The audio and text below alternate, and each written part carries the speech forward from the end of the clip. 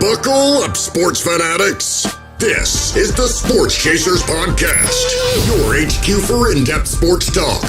Join host Kevin L. Warren and crew as they dissect the hottest stories, ignite debates, and bring you closer to the action. From locker room whispers to expert takes, we cover it all.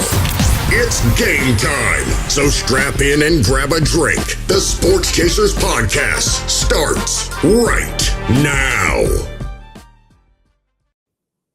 Hey, good evening, everybody. Hoping everybody's having a great Thursday. Welcome to the Sports Chasers, man. We're live and direct here on a Thursday night. Make sure you like, click, and subscribe to our channel. Make sure you hit the bells for all the great notifications. And those that are listening to me at the sound of my voice on the podcasting side, on those great podcasting platforms, give us that 1, 2, 3, 4, 5-star review, 5-star review. The review and the 5-star review helps us with the algorithm, man. Love us or hate us, let us know how we're doing. We appreciate that. And you guys have been bananas and nuts. I appreciate those that have chimed in for the first time. A lot of people are upset about this Notre Dame thing. I don't think, well, rightfully so. But that's my humble opinion and that I expressed so dearly on Monday night. But without further ado, let's meet the crew. Dan, he's with us tonight. Dan, the hockey dude. What's up, sir? Dan wasn't here Monday night, but he's. We're going to talk about it again today because I got something else in the Chasers Post, the news segment, about somebody wanting to do something about the playoffs with college football. Dan, what's up, sir? How are you tonight? Doing great. You know, the horse and buggy made it back from Pennsylvania in one piece, so we're good. Yeah. Thank God it's a lot warmer here. It's freezing up there. But, hey, I see that, Notre Dame's changing their nickname now from, the Fighting Irish to the Crying Irish. I'm going to take my ball and I'm going to go home. Here's a thought. Quit playing cupcakes. Playing the 5 worst Big East teams. Or not Big East, but the ACC besides, like, Pitt and, what was the other team that they played? It was Syracuse, I think. Yeah. Rutgers, USC. Come on now. And you're boo-hooing because you didn't make the playoffs. Here's the thought. Play somebody. Because the 2 teams you played that are good, you lost. Oh, but they lost early to the... Yeah, they lost to A&M and they lost to Miami. Everybody else, you're supposed to beat. I think the consensus, besides like Pitt, everybody else is like 4-8. Right. Yeah, definitely. D-Dubs, what's up? How are you tonight, sir? What's going on? Crying Irish. That's good one. That's good. What's up, fellas? Everything's good. Good morning. Yeah, man. Yeah, good morning. Boy, oh boy. I'm telling you, man. If I didn't call you, would have been. You didn't call me, boy. It would be no. What's that? What do you call it? No show. No call, no show. No call, no show. I do something. This guy. Wellness check. Send the car out. Yeah. I said. Yeah, boy. My man been back to work first time in months. Oh my God. I bet you get myself going. The afternoon nap. I said, it'll turn into tonight. Man, and it was a little. What Dan says a little bit warmer, but it was a little chilly to me. So BS, bro. It was 9. Oh yeah. He right. Yeah. Dan said, "Don't try me." Yeah, I'm not even gonna hold you, but 9 degrees. 9 degrees, man. I would be. Yeah. You right. You got us. But welcome back, Dan. Glad to see you, man. Glad to be on tonight. Yeah. Well, folks, if you don't know, put it in the comment section. You guys have been great this week. Shout out. Hold on. Shout out to all the folks on YouTube, on Twitter.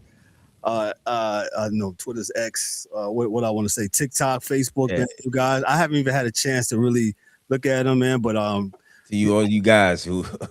Y'all don't know what we talk. Y'all, what you talking about? Yada yada yada. It's all good. It's all good because we do. Yeah. Go get a microphone and whatchamacallit. Yeah, I heard somebody say, what was it, a couple of weeks ago? Yeah, they should put taxes on microphones, especially y'all. I said, well, I actually did pay Florida state tax for this microphone. So just let you know. It's all good, man. I love it. I was going to do this hockey story, but I'll hold it for Dan. Let me go to the to the elephant in the room, to the story of the day here. Today on the Chasers Post, we're talking about a seismic shakeup in college football, the firing and arrest of University of Miami head coach Sherrone Moore, a story that raises questions about leadership, accountability, and culture in one of the sport's flagship programs. This is the University of Michigan. Sorry, my peeps at University of Miami. Michigan fired head coach Sherrone Moore would cause an internal investigation. Hold on, let me get a little Michael here. Where was I at? Michigan fired head coach Sherrone Moore with cause after an internal investigation found credible evidence of an inappropriate relationship with a staff member. The university acted quickly, fired him mid-season after gathering additional evidence beyond an initial anonymous tip. Moore was detained by local police shortly after the firing in connection with an alleged assault. He remains held in the Washtenaw County Jail and is expected to be arraigned. Because the fine was with cause, Michigan avoids paying out his contract buyout. Biff Poggi, hold on one second. I lost my place there. Biff Poggi, D-Dubs knows Mr. Biff.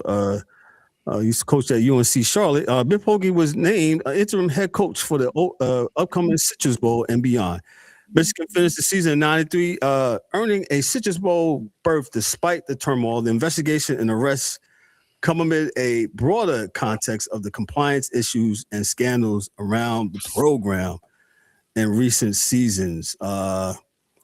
So with cause means and why Michigan moves so decisively. So how the university handled the investigation from anonymous tip to administrative action. So I'm glad Mike Mills is on here because I actually, when this story broke, I want to say yesterday, I know this stuff has been going yesterday or this morning. I put on there because he didn't beat Ohio State. And then you're listening and hearing things that's coming out. Maybe if he would have, because they said this story has been brewing for a month or so from what I researched today. So if you knew this has been going on, why are we just taking action now? Well, hold on, let me from a I guess administrative and law enforcement perspective, right? Maybe they had to do the investigation, maybe they had to uncover all that's what's going on.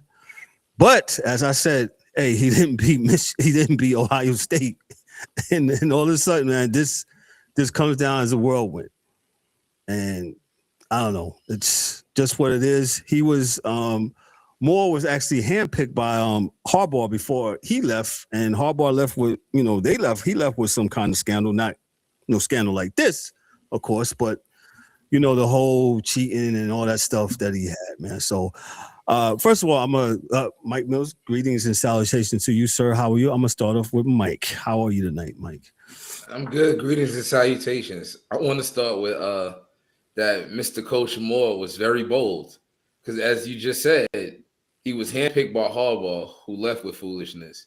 So now you are on a way tighter leash and gonna be under a microscope, and you were suspended games for your part in the shenanigans.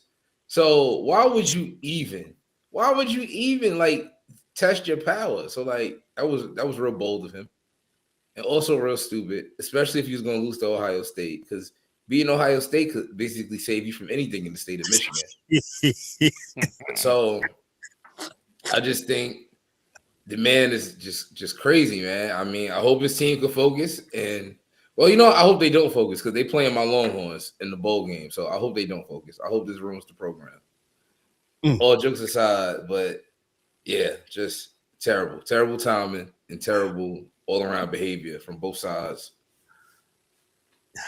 Man, like I said, when I said that, I said, man, I was joking. I said, man, he didn't beat Ohio State. and sure enough, as I'm looking and I'm hearing stuff, I was like, well, this has been going on for a minute. So Imagine I'm not saying that the University of Michigan is, maybe turning a blind eye if, it won't be the first time collegiate sports have turned blind eyes to certain behaviors or whatever the case may be. But that's a fact. Sometimes it's talent over whatever. Talent over that. Dan, go ahead. What you got for me on this one? I don't know, bro. Like I heard, saw where he got fired, and I was like, did they fire him because he lost Ohio State? Blah blah blah.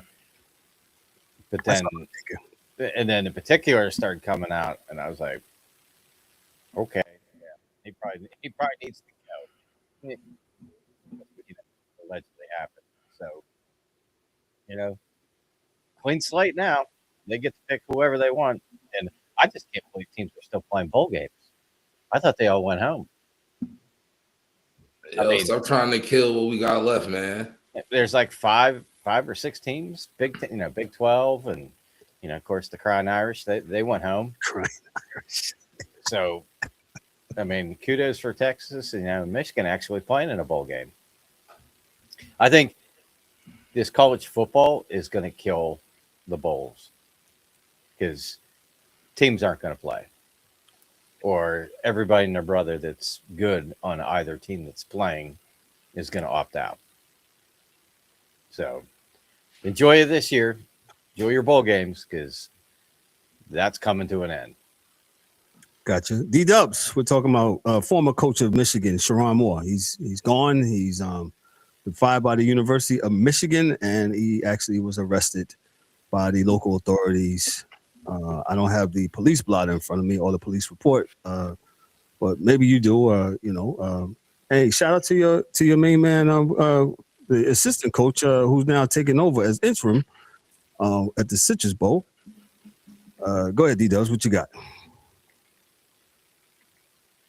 None, man. It's unfortunate, man. Unfortunate situation. It's like, again, what they say, the hot box will get you.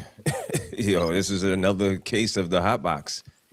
And man, we got, I don't know. I had this conversation. It is what it is, man. There's a reason why married men don't go without their wife, when another woman is in the room, stuff like that, man. Stuff that, just to keep you, not tempted. You understand what I'm saying, man? It's just, man, he didn't have enough discipline. You know what I'm saying? It is what it is, man. Mike is up there searching for words. The tap dance to this was got me crying because man, you're not wrong, but bro, this is some of the reasons why I feel that women need to be on the women's side and men need to be on the men's side, and we can eliminate some of this stuff, man. But that would never happen. We wanted to be all inclusive, and yada yada yada. Don't get me going on a tangent on that one. But to wake up this morning to find out that he was arrested, man, I was like, hey, what else did he do? It's like, damn.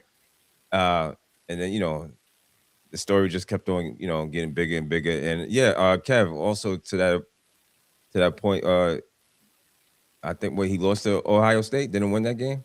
Yep. Yeah. There's I heard that heard reports that this has been known. They knew about this a long time ago, and now just bringing the story to the forefront. You never know, man. Everybody, this game is so crazy, man. It's worse than a dope game, man. Yeah. I'll read this, and this is I can't believe I'm quoting People magazine. I might have to get another source here, but 911 dispatcher who appears to reference the alleged assault involving former Michigan football coach Sherrone Moore said a caller reported that a man had been stalking her for months. In the recorder obtained by People this afternoon, a 911 dispatcher says that the subject called claiming that a male was at the location in the house attacking her, and that the caller alleged the male had been stalking her for months. Moore's name is not mentioned in the audio. But the dispatcher's conversation took place at around 4:14 p.m. on yesterday, Wednesday, December the 10th. Shortly before Moore was arrested, the dispatcher also referenced an address in the 3000 block of blah, blah, blah. I'm not going to put it out there. Where police said the incident involved Moore took place. Moore was fired as the head coach for a cause by the University of Michigan after school said it found credible evidence that he had engaged in inappropriate relationship with a staff member. And before you had got kicked off, D, I was just saying the same thing. Had he beat Ohio State, are we talking about this? Probably not, man. Probably not. And I like I said, when I put it in our group chat yesterday, I was just joking. I was like, man, maybe if he would have beat Ohio State, and yeah, right. Mike chimed in also. So you know that's a big thing. I mean, we laugh, man, but that's a big deal. I absolutely got a good friend of mine. He's a Michigan alumni, and that is the numero uno thing that you must do at each school. You must hate the other school, and you shall beat them every year. I feel like he wanted to get caught, man. I feel like he was really moving real bold. Like I guess he thought he was untouchable. He been suspended all these times. They keep coming back. They winning. He like, you know what? I had 2 decent years. I beat Ohio State last year. You saw he like doubled her salary or something. Like he's crazy. That man. That was the kicker right there. That man is crazy. I think that's what you didn't give her a little raise to play it up. You know what I'm saying? You doubled it. 45K to 90K, making as some kind of bold. Not only bold, Mike, but you got the haters coming out. They looking at the paychecks, dog. They like, no. Wait a minute. People that was on your side, then switch sides. Yo, let's. You was paying her what? Yeah. No, let's keep it real, dog. For real. They've been doing that. Now they snitching. They've been doing that. That's been going on since Harbaugh was here. Exactly. Somebody was upset that she got that 45K raise. It was like, what in the hell? Come on.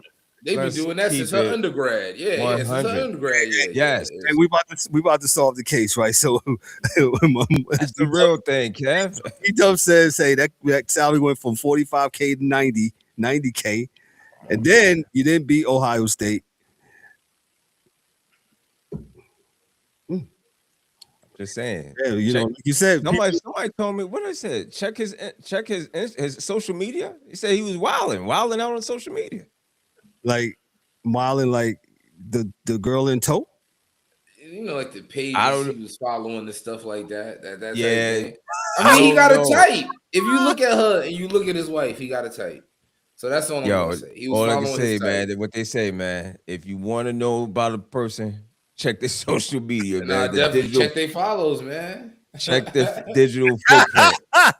check the follows. Man. Check the digital footprint. It's all there for you. Wait, she followed him and him? No. You know, you in dangerous waters. You turn back around. I mean, you know what I'm saying? Listen. Oh, I see what y'all mean. Yeah. There you go. He thought he was untouchable. Coach Moore.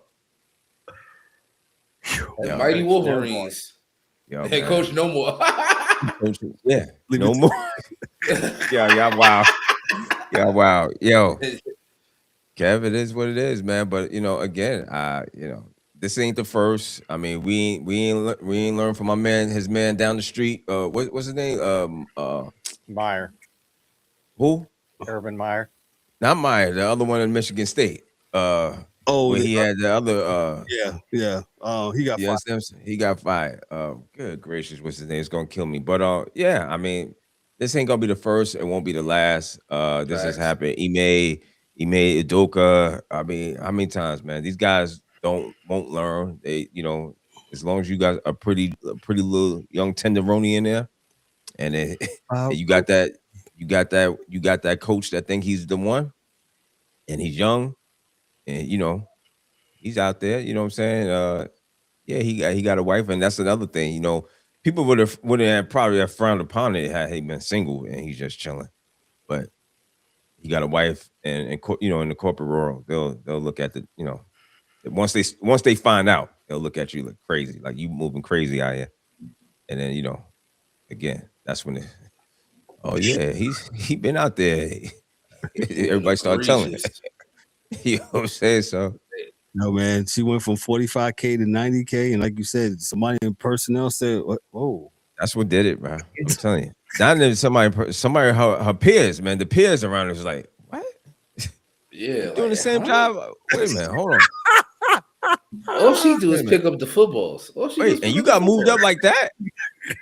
Yo, Mike, what she said, all she does is pick up the football. She pick up the footballs and put the bag in the closet and lock the water bottles, squeeze the water bottles in the athlete's mouth.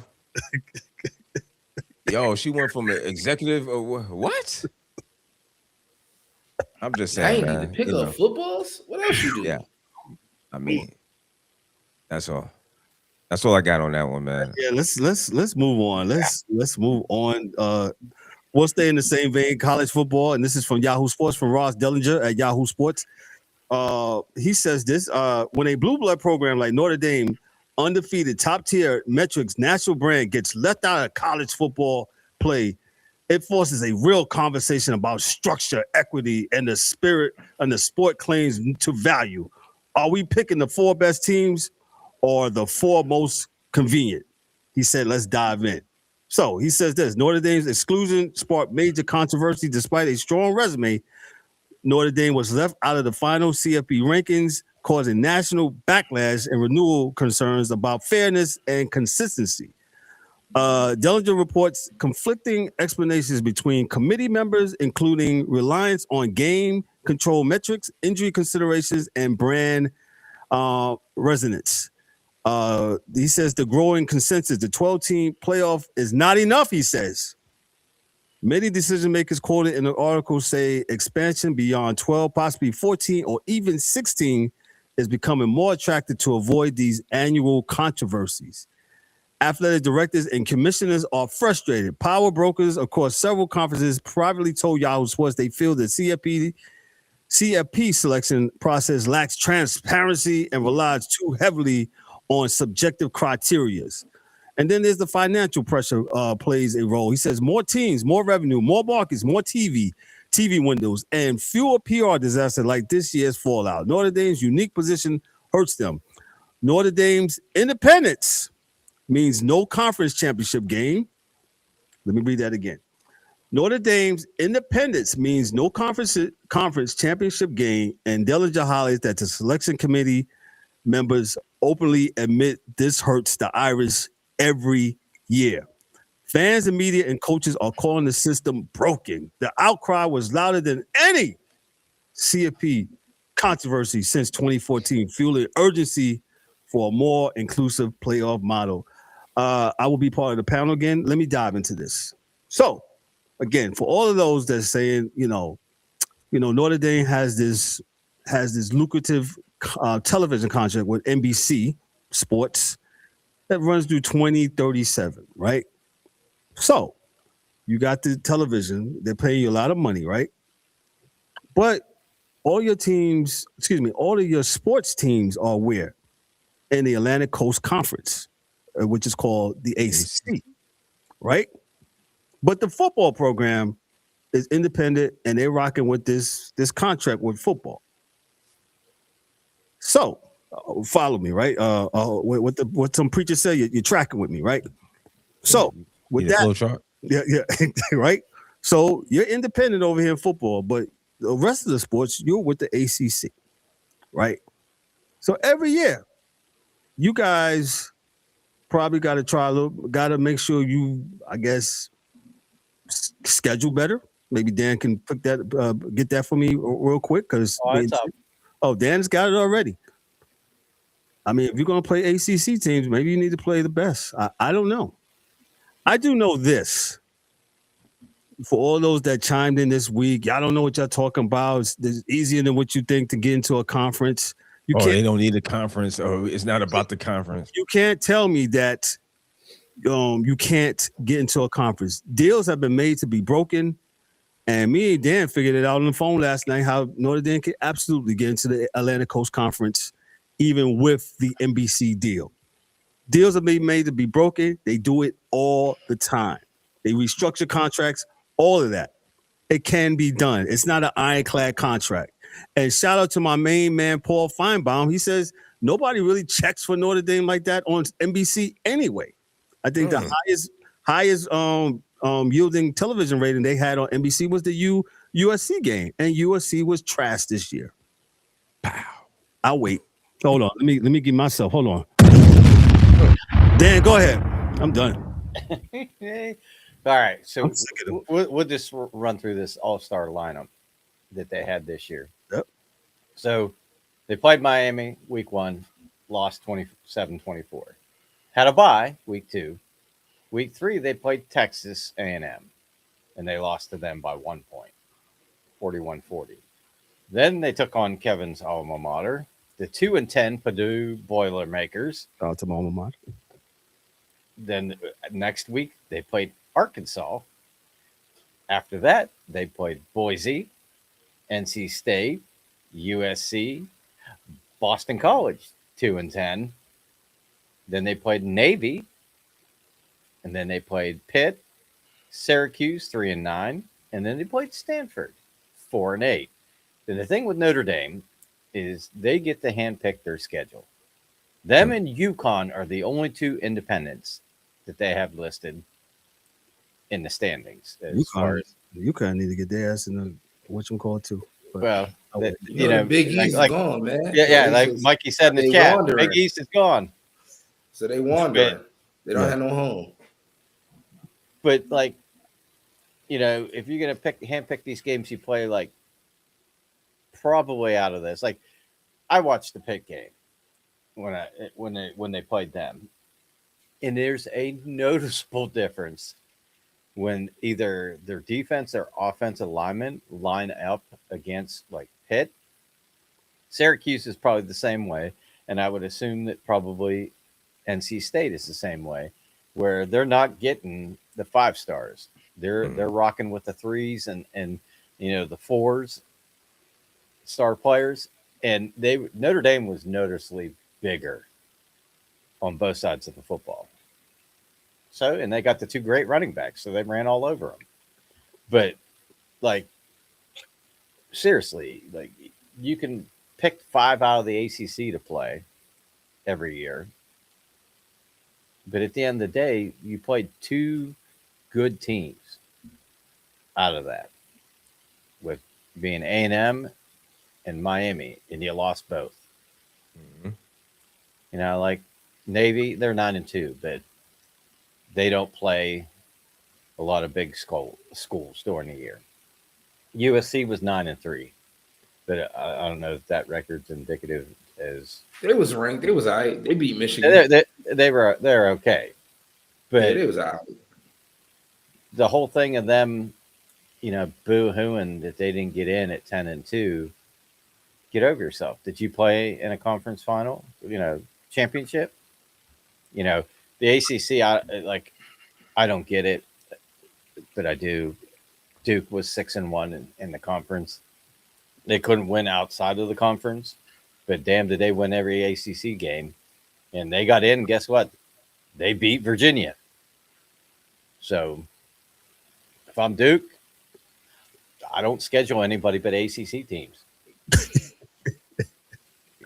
Let's go undefeated. But that threw a whole monkey wrench in it. And like, even, the whole selection thing, like, I think they kind of got it right. But at the end of the day, you punish, like, some years, like, they lose in the SEC and they drop 2-3 spots. This year, didn't move at all. And, did that factor into Notre Dame being on the outside looking in? Probably. Like, you really want to get down to the nitty gritty. Like, Texas probably played, one of the harder schedules all year. And they had 3 losses, but they've been playing great the second half of the season. They had 3 losses. Should they got in? Let me ask you a question. What matters more? I mean, I was getting hit with all this stuff. Everybody, it went from, head to head. Is head to head more important than a team going on a 10-game winning streak? or is it which one? Which one, Mike? I mean, if it gets down to it, and it's me versus you as the last two spots, and I Hold on, beat you head-to-head, let me stop right there. Let me give you three. Is it the head to head, the winning streak, or is it because the team makes a lot of money? Which of these three are the most important? By whose measure? Well, I guess if you're the committee, you're going, Mhm. hey, they make a lot of money, right? Because the 1 year Ohio State got in because of how much of a following they have. It all looks, it's all through the eyes of the beholder, right? So, which is why people are saying about Notre Dame being left out. Well, they make a lot of money, and everybody's coming to watch Notre Dame. But according to Kev with Paul Feinbaum, no, then everybody's not watching or checking for Notre Dame like that. But but Mike, go ahead. What was your answer on that one? Irish. Nah, I'm just saying, it should Which be one the head-to-head. It should be head-to-head. Head-to-head, right? Especially if we played each other. It ain't like common opponents. We played each other. The other argument was, well, we played each other so the first game of the season, we don't even know who we are as a team. No. That's kind of true too, though. It is, because look at go back to Texas. They stumbled the first month of the season, and then they figured out. It's just like the NFL. Nobody plays in preseason, so when it comes to the first 4 or 5 weeks of the season, you really don't know what you got until you start playing the games. So that's we've talked about this. I know, twin box it. That if you're going to lose early in the season, because it's out of sight, out of mind. And what they did, they won 10 straight. Kudos to them. They did what they needed to be in the conversation. Unfortunately, your schedule, the strength of it, was not good. So at the end of the day, you got 2-10-2 teams, and it's just like in baseball or whatever, when it comes down to the wild card games or whatever, sometimes you have to go, okay, wins, losses, they're tied, everything's tied. Well, then you got to start, okay, what was the record in the division? What's the record in, the National League versus the American League? You get down the stats. And in this case, it happens to be, have you played each other? Yes, it was the first game of the season.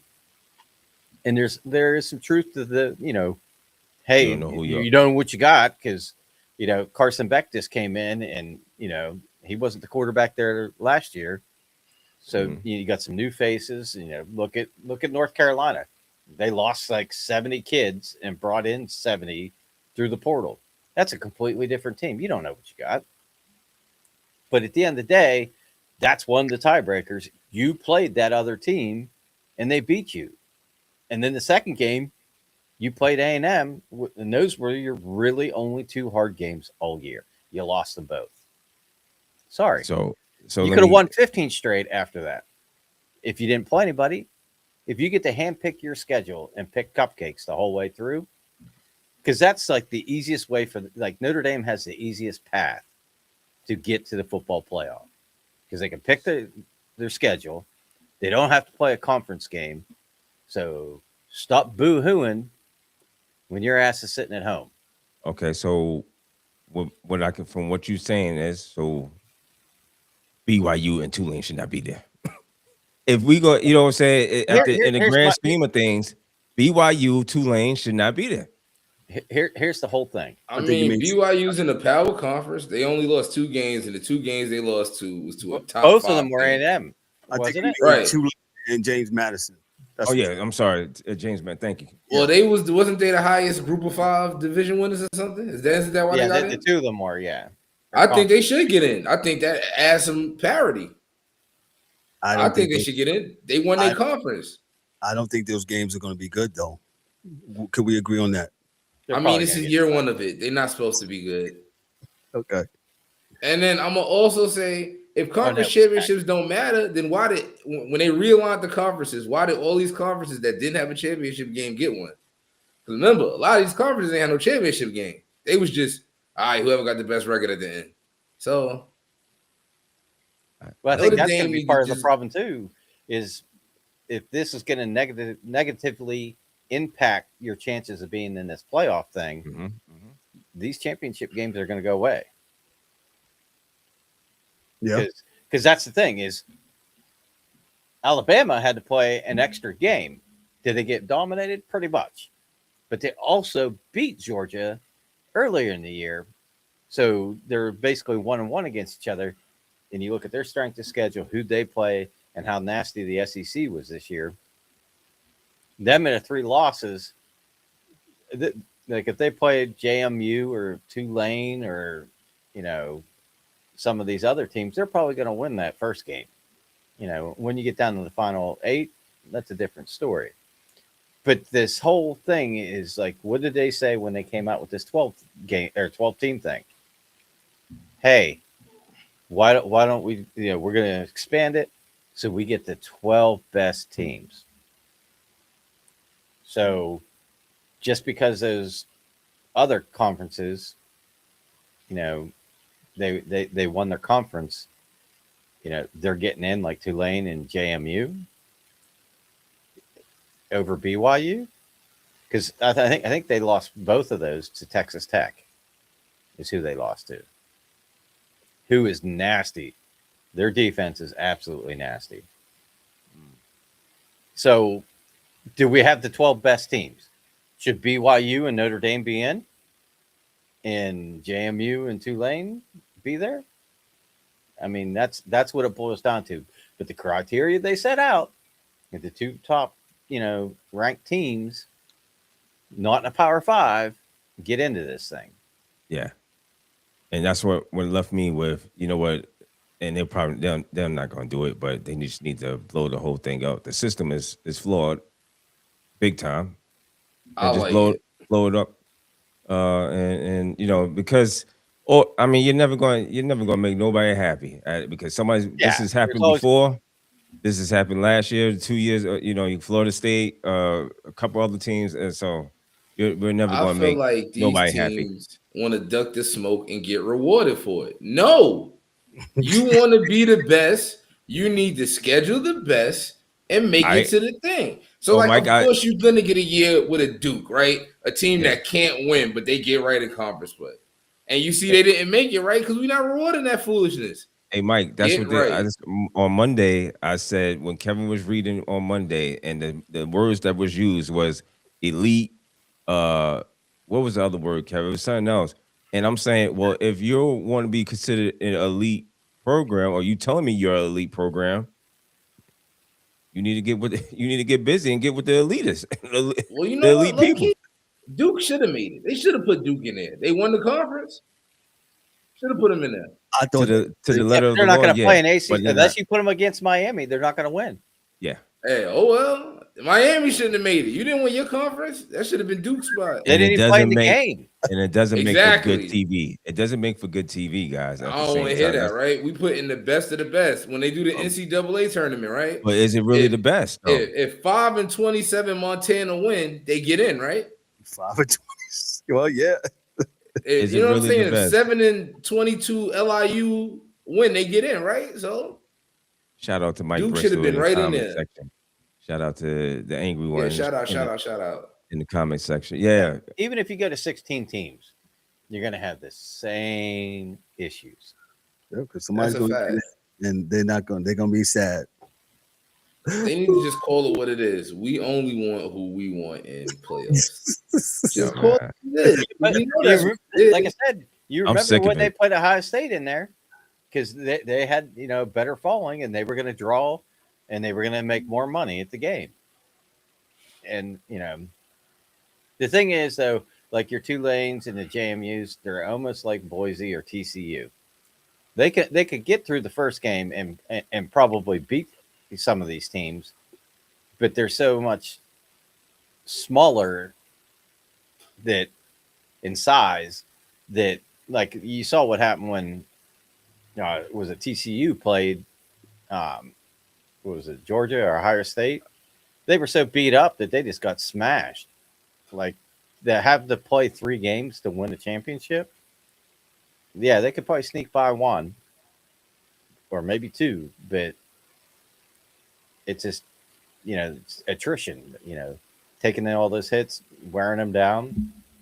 And I don't know, like, I get the point, you need to have some of those teams in there. And I was, do we? I was one root for TCU, and I mean, do we really, man? This whole we gotta put everybody, man. Everybody gets the trophy thing, man. It's gonna be like the basketball. You're gonna have 60-some teams in the playoffs. I don't think they need to go that. I think 12 is fine. If you miss it, that's your fault. Schedule better. Especially Notre Dame, either get down or schedule better. Remember a couple years ago, BYU was talking that, we're going to be like Notre Dame of the West. And where they asses at? In the Big 12. We passed the 30-minute. Oh, I thought you were going to say on the couch. No, they in the Big 12. They wouldn't have got a conference. So, like, I don't want to hear it, man. You're right, Michael. Michael in the chat. Get rid of the championship game. Top 12 teams that are ranked, get in. Appreciate you. Put it in the comment section, please. Be done with it. Shout out to Mike Bristol, one of our super fans. Appreciate we need to destroy conferences then. What are we doing? But that's what I'm saying, too. You look at the SEC, they have how many teams in the conference? Why the hell are they playing Chattanooga State? I'm all for the regionalism in college football and hip-hop music, but America doesn't agree with me anymore. I'm old. You know what I'm saying? I should know where you from. You said what happened? I said you old now. You old? Yeah, I'm old now. You know what I'm saying? I'm old. They call you uncle. I enjoy regionalism. Are you uncle? Yeah, status now because I enjoy regionalism. Yes. Yeah. Hey, because I think the teams that are from around each other should play each other. I'm crazy. I mean, I think you should want to play the other teams, but that's what out of conferences play is for. What do we have it for if we just gonna do whatever? All right.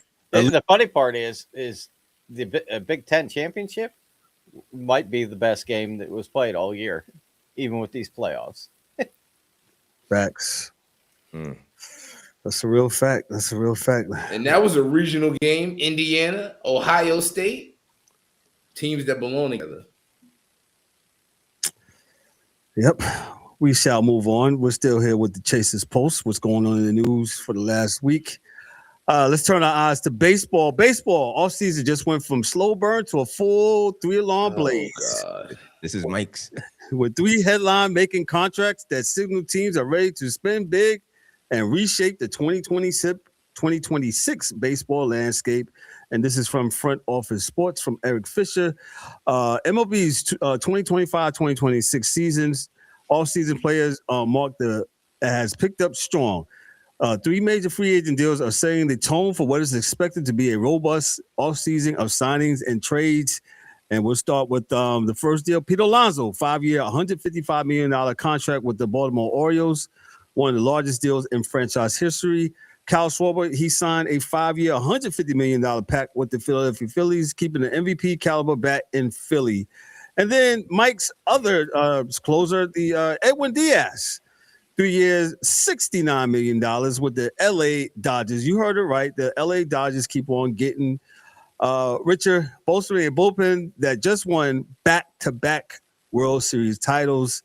These deals are above expectations for the markets that may loosen overall spending confidence. Additional free agents still driving interest include Kyle Tucker, Cody Bellinger, Alex Bregman, and Bo Bichette. Teams like the Detroit Tigers are also exploring trading possibly their pitching star, Tariq Skubal. Team front offices are acknowledging increased off-season activity and more creativity in deal structures. Let me read that once again.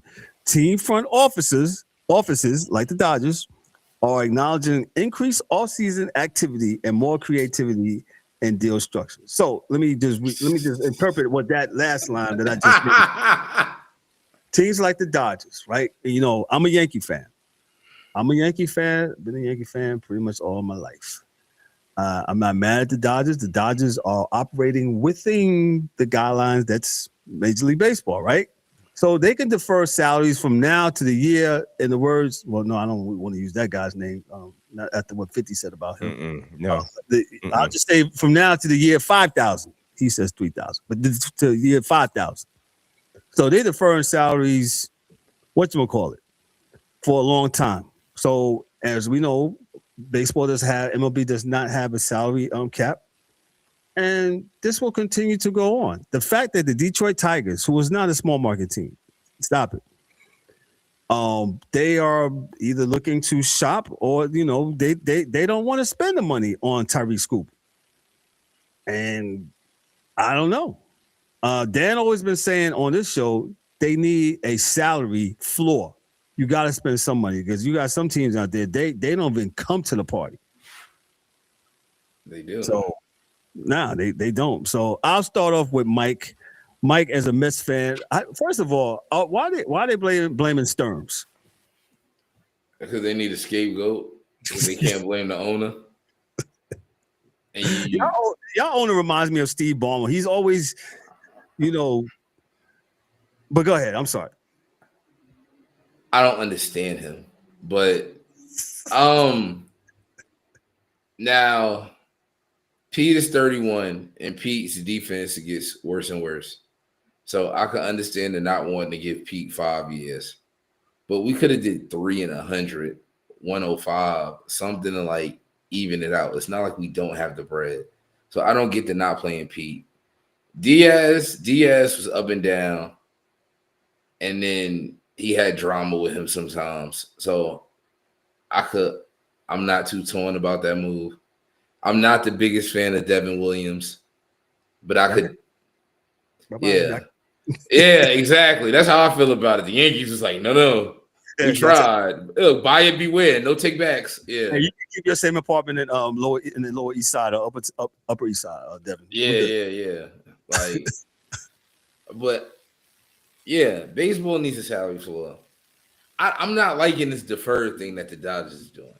Like at least George Steinbrenner was paying them in your face. And they only paid people to leave. I'm okay with deferring them if you're paying them to leave. I'm okay with that. But to defer somebody that's actively playing every day, that's crazy. Where's the SEC? Where is the antitrust busted people? Like, that is crazy. The Bobby Bonilla rule.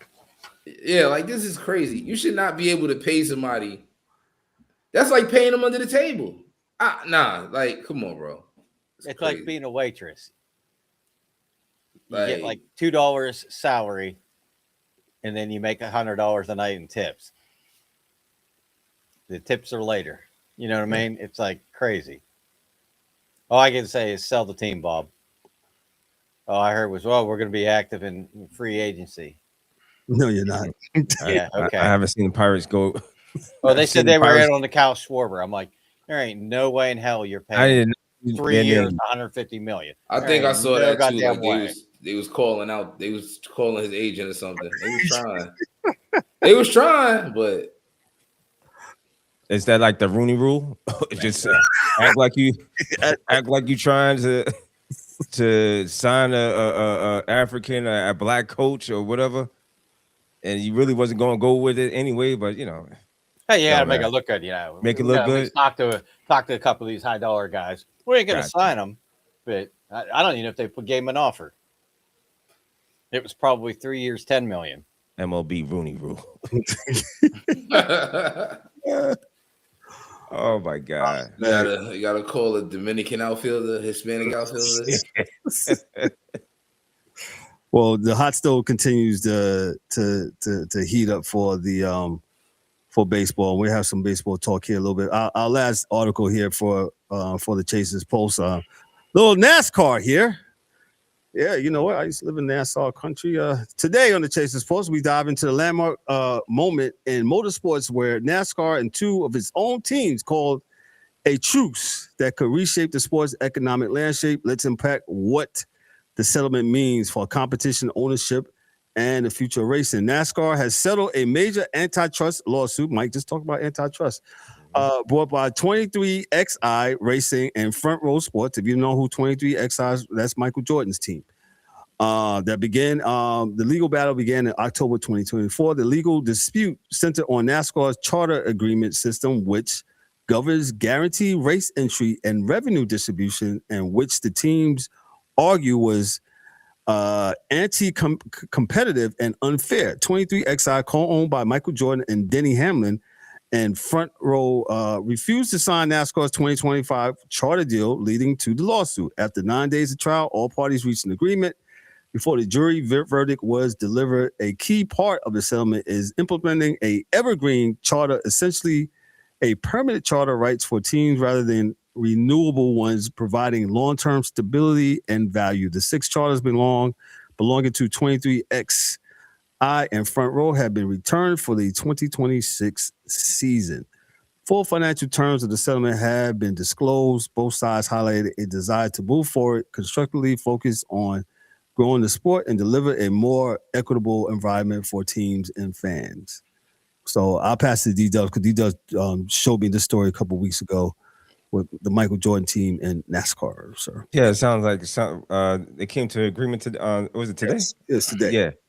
Yeah. I missed it today. I had brought it up because NASCAR's been running this 1950 moonshine and they've been running this thing, what they got, and new teams coming in, and they was pretty much controlling everything, and they new teams I believe wasn't able to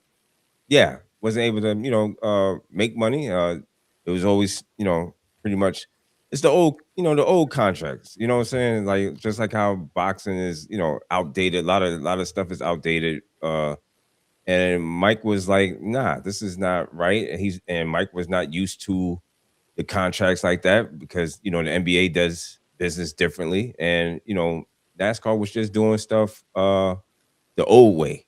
And it just needed some refreshing. So it's good to know that they came to agreement and looked like the drivers of NASCAR might, could get some more paper. I think in the teams. I think also too, from what I was reading, NASCAR a couple of years, maybe Dan can help me out a little bit. NASCAR ratings have been down. A lot of people have not been really checking for NASCAR. Formula One has pretty much, from what I've been reading since the pandemic, everybody's watching the Formula One on Netflix. It's kind of taken, Formula One racing. So Formula One racing has kind of taken off. I remember moving down to the Charlotte area back in the early 2000s when NASCAR was really popular. I think I moved down the same year that, unfortunately, when Dale Earnhardt Sr., he passed away.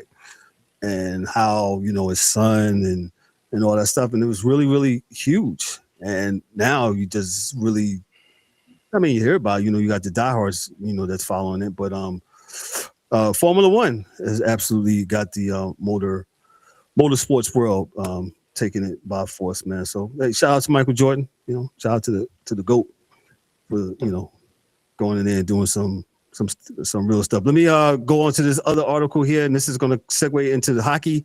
Let me read this. Winnipeg Jets fans have already worn the whiteout with pride. Now the franchise is trying to make sure history reflects everything that made the city great on ice. This is from Front Office Sports, and this is franchise history is in flux. The Winnipeg Jets are pushing the NHL to consolidate the historic records of the original Winnipeg Jets from 1972 to 1996 with the current franchise's record book. The Jets extras, the original Jets moved to Arizona in 1996 and became the Coyotes, while the current Jets began in Winnipeg in 2011, following the team to Atlanta for the Atlanta Thrashers relocations. Record limbo because of how the Coyotes were deactivated and restructured into the Utah new franchise. The original Jets records aren't currently claimed by the active NHL team.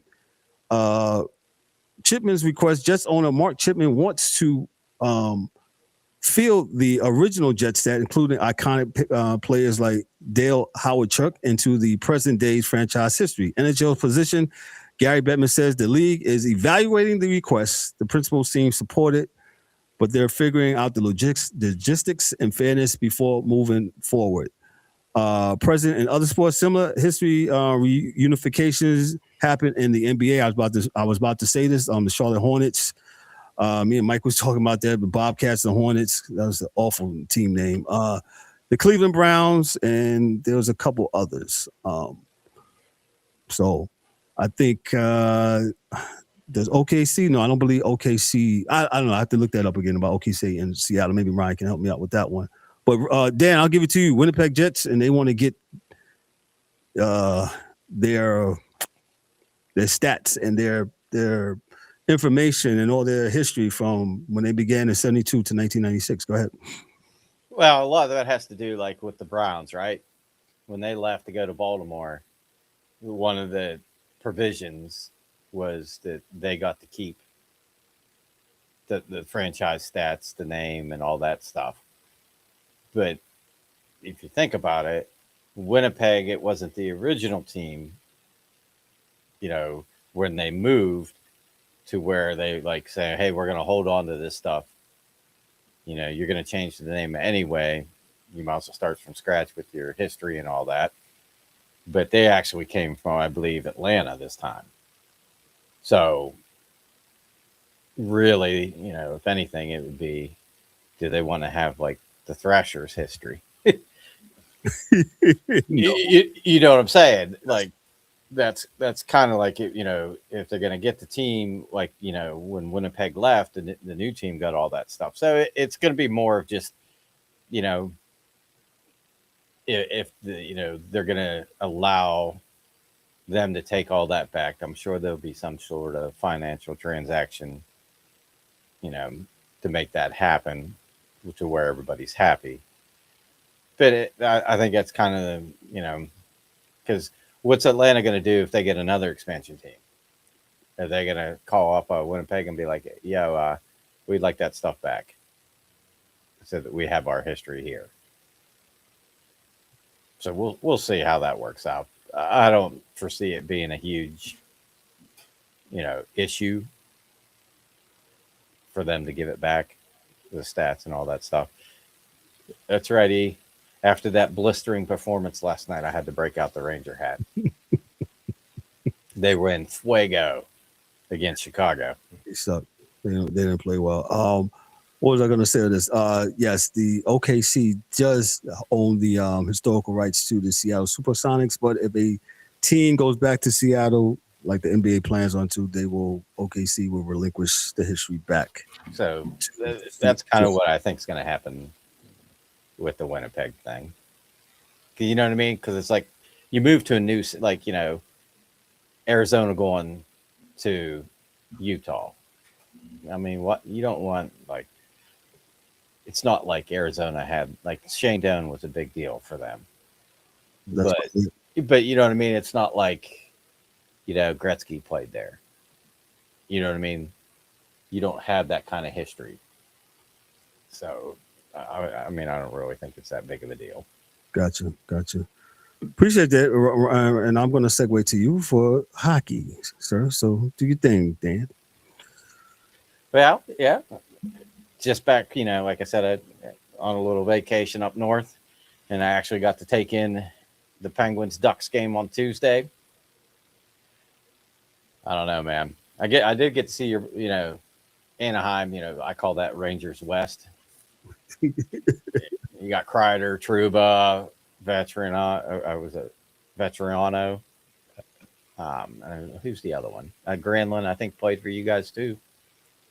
But yeah, I mean, doesn't mean nothing. Yeah, but it was a good game. You know, they just threw it away. Like, they outshot them 47 to like 20 something. I mean, they literally had opportunity after opportunity, open nets, blah blah blah, and then the kid they drafted, I think in 24, Shenenik, I think his name is. Of course, you know, we're on a power play, up 5-4. They pulled a goaltender, so it's basically 5-on-5. They have an empty net. And what do the Penguins do? I used to puck a couple times trying to get that empty netter instead of just playing keep away, because I think it was like 18 seconds left in the game. And they end up coughing the puck up, and the guy scored with a tenth of a second, 0.01. And it went to overtime, which the Penguins are 1-0-7, second worst in the NHL in overtime, and then god awful in the shootout. And I know Crosby You know, he's the captain. He's the face of the franchise. He's 2 for 11 in shootouts this year. And, you know, they have all these young kids, you know, like Kendall and McGurty and the Lazat and stuff. Man, pull one of these kids out. Nobody's ever seen him take a shootout shot, so they don't know what they're going to do, the goaltender. At least try something other than what you've been doing, because Malkin, Rust, and Letang and Crosby, that's the go-to. And they can't score on breakaways. Well, you would say this is of course, a coach's decision, and sometimes coaches can be stubborn. I mean, I get that, but like, if you are the coach, and you got to be like, you know, look at it. Let's put it this way: do you want like John Stockton taking a technical foul free throw, or do you want Shaquille O'Neal?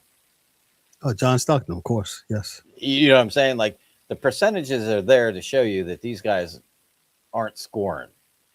That you'd be like, you know what? Hey, if this goes more than 3 rounds, then you got somebody in the back pocket to try to go for it, the win. But I would at least see what you got with these kids, because you never know. Right.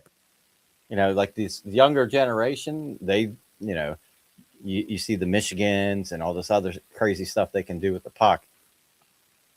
Give it a shot. Oh no, they would cry high holy hell. They did some Michigan stuff. Well, I mean, you can't do it in a shootout. It's not really an option. Yeah. But you get what I'm saying. Like what you're saying, yes. They got more skill, or not more skill, but like more time, doing stuff like that, because they're young, and that's what the kids are doing these days. I don't know, but it was a good game. They lost in the shootout, but it was well worth the price of admission to get there and check it out. But yeah, there's some really, like I said, we were talking before we got on here, there's some really good games tonight. Washington and the Capitals are playing. They're about 2 minutes into the second period. They're 0-0. And then you got my favorite Toronto Maple Leafs up 1-0 on San Jose. Ottawa's up on Columbus 4-1. Vegas and Philly are 1-1. The Islanders are beating the Ducks that I just mentioned. They're up 3-0. And then you got Tampa and New Jersey. It should be a good one. Tampa's up 4-1 in the second. And Montreal's leading the Penguins so far at the end of the first, 1-0. And then the other good game is going to be this Dallas-Minnesota game. They're both in the Central. And Dallas is probably, I would say, the second best team in the league right now, right behind Colorado. So that should be a good one. And then you got Boston and Winnipeg playing. Then St. Louis and Nashville, that's one of the stinkers. And later on, you got Detroit and Edmonton in Edmonton. And then the other good game is going to be Colorado and Florida in Colorado. And then the other stinker is Buffalo and Vancouver. But like ranking teams, like probably like top 10, I would pretty much Colorado, Dallas, Washington, Carolina, East Hurricanes. When I look at them, like they're struggling, but they're 18-9-2 and 38 points in 29 games. And like you'd mentioned the other day about the Boosie, the goaltender. Right. That kid, he's come up. Kachekov, I think he was hurt again. Like if that kid could, like Freddie and him, they tend to get injured a lot. So this kid has come in and he's 9-1 with a 2.09 goals against. I want to say almost a 910 save percentage. And then Kachekov's 4-1 with like a 196 goals against. And Freddie has kind of been the weak link so far. Like I know they brought him back for one more year, but it might be time. Say goodbye, right? Yeah, just I mean, you're giving it the college try, but I think he's like 5-7 with a 3.15 goals against and like an 875 save percentage. Like anything under 9 is not good as far as like goaltending stats go. So maybe they run with this kid for a little bit longer, and him and Kachekov take the reins. But they're playing really well. I would say Tampa Bay's up there. Well, Detroit and then Tampa. And looking at the standings, it's nice to see like teams that have been rebuilding starting to pay off. Like the Blackhawks, who they're fourth in their division, 5 points behind Minnesota. Anaheim, I would rank them up there in the top 10. They got 39 points in 30 games. So they're 19-10-1. And then Vegas is right behind them, and then Los Angeles. And somehow Edmonton's still holding on to a wild card spot. But they're basically 500, 13-11-6. They're 1 point ahead of San Jose, 2 points ahead of Seattle. And it's right up there for everybody to see. Hold on, I'm sorry. But yeah, you look at, like, if you scroll to like up a little bit, you see that Dallas, Colorado, like, they're ridiculous. I think Dallas started 3-3-1 or something like that. And since then, they've held par with Colorado. I think they've lost 2 games since then. Oh, I'm sorry. Yeah, there you go. Yeah, if you have a little bit more. So like you got 7-1-2, and then Colorado finally lost to the Islanders the other day, 6-3, and they squeaked out a couple. We go to conference. I think that's a little bit better. What you want? But yeah, you look at the Stars, 8-0-2. The Wild have been playing decent, 7-2-1. Since Hellebuck got hurt, you kind of see how the Winnipeg went, 2-7-1. That was a big injury for them. Hopefully he won't be out too much longer, probably another week or two. And then the Mammoth, they lost Cooley the other night, and they've been struggling. They came out of the gate pretty hot. So it'll be interesting, coming up, what teams are going to do, because Edmonton's got to do something. I mean, you got Draisaitl and McDavid. They pretty much can light the lamp whenever they want. Mm-hmm. And their goals against and goals for, they're -7. That tells me goaltending is an issue, and probably defense. And like I said before, if there's a way for them to move Darnell Nurse and his contract out, they may be able to afford to bring because Nashville's not playing. You see Nashville's way down there at the bottom. Right. You could possibly see them move on from like Stamkos or Riley or Ryan O'Reilly, and then UC Saros, the goaltender. Like, he's a possibility for Edmonton. I know there was talk about Tristan Jarry from the Penguins.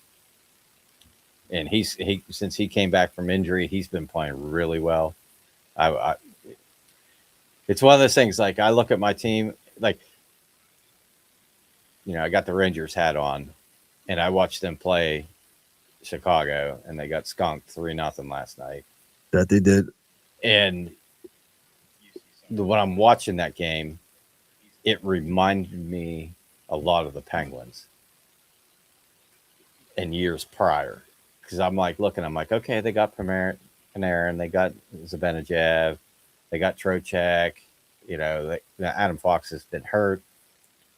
But I'm looking and I'm like, they got the goaltending. I'm like, how's this team this bad?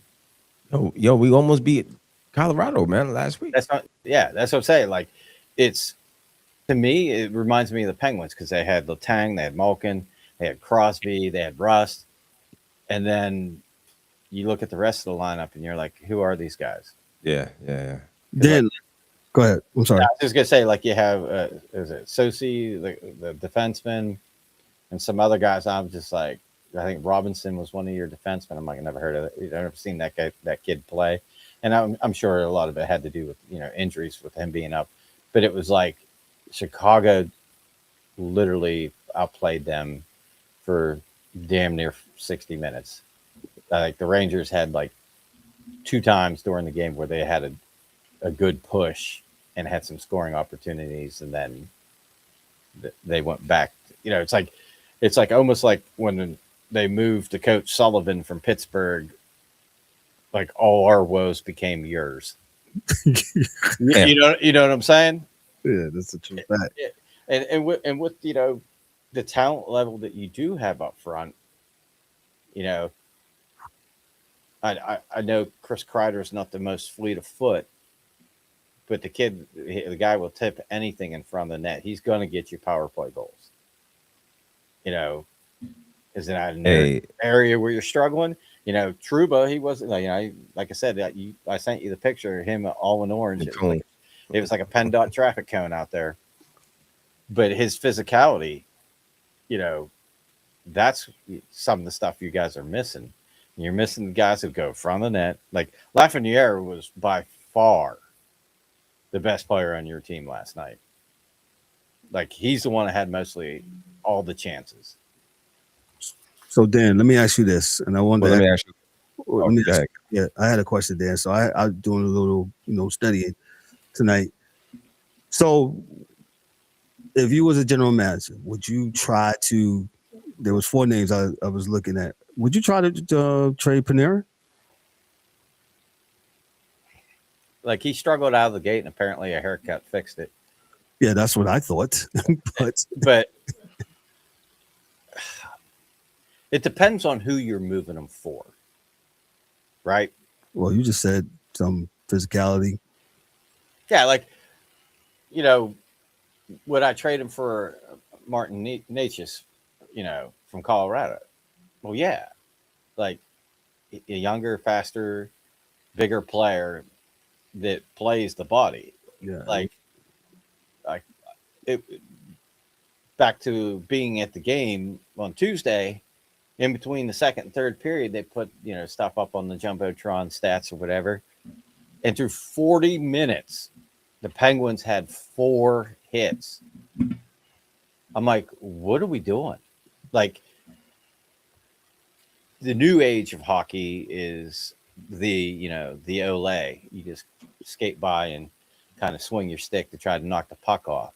Where older versions of the NHL, you were to take the body. Basically, like you let the guy you don't hit him, you let him hold on to the puck. He waits till you go by, and then all of a sudden he's got all the time in the world to make a pass. Where if you pressure him and you hit him and you plant him into the boards, he's got to make a decision where he's going with that puck. And a lot of times when you pressure, in situations, you get to that puck to get turned over, and boom, you got instant offense. But yeah, like the Rangers, they need to get more physical. I don't know if your boy Rempe, if they bring him back out, that he brings a little bit of that to his game, a little nastiness. But yeah, it's just like you got the goaltending, the defense is a little suspect, and defensively, you missing a lot with Fox. I don't know.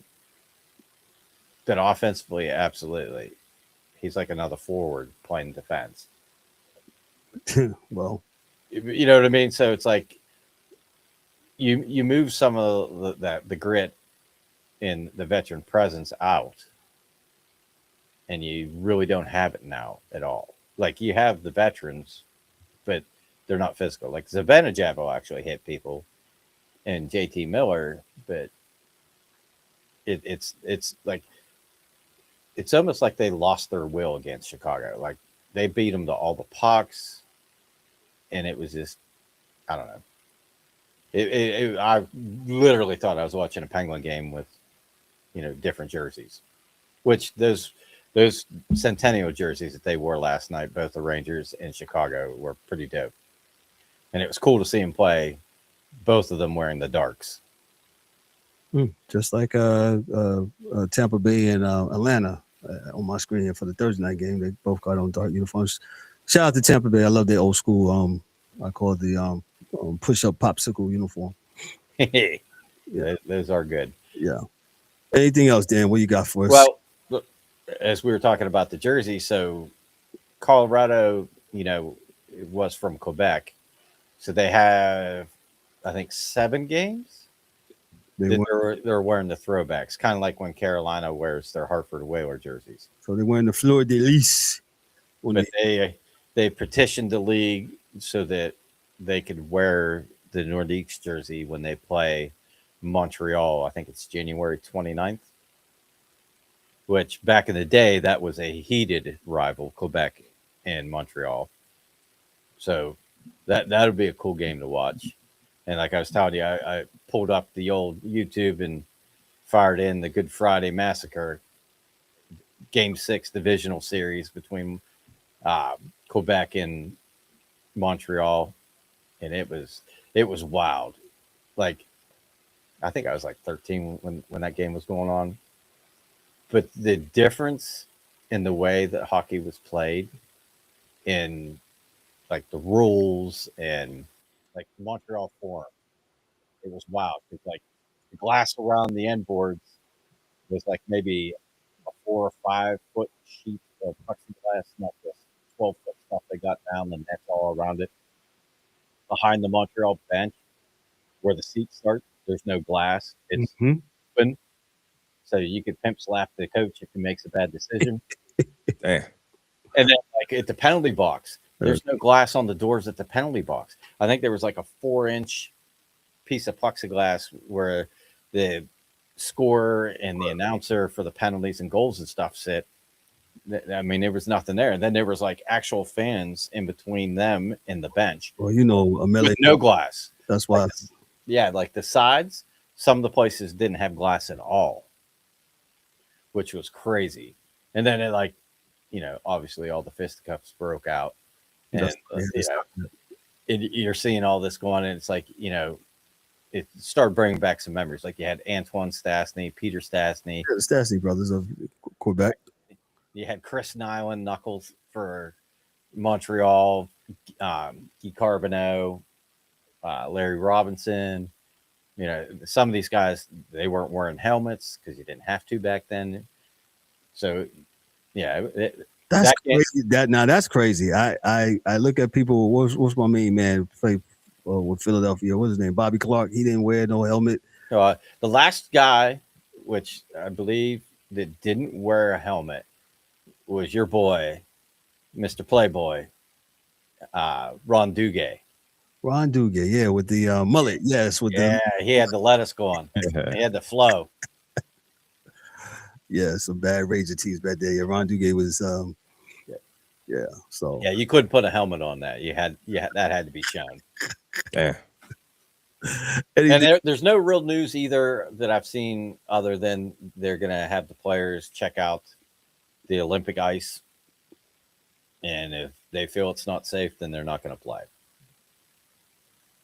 So we'll see how that transpires. Got you. Appreciate that, Dan. Anything else, sir, before we go on to football real quick, and then WNBA and NBA? No, that's about it. Appreciate that, Dan. He's Dan, the hockey dude. We're working on getting some intro music for him and Ryan once we end these segments, man. So we're working on this to have it around the first of the year. So it's in the works, man. Real quick, I'd like to give some honors due. We're on to football really quick. And I would just like to share the CBS Sports standings of the Sports Chasers pick'em.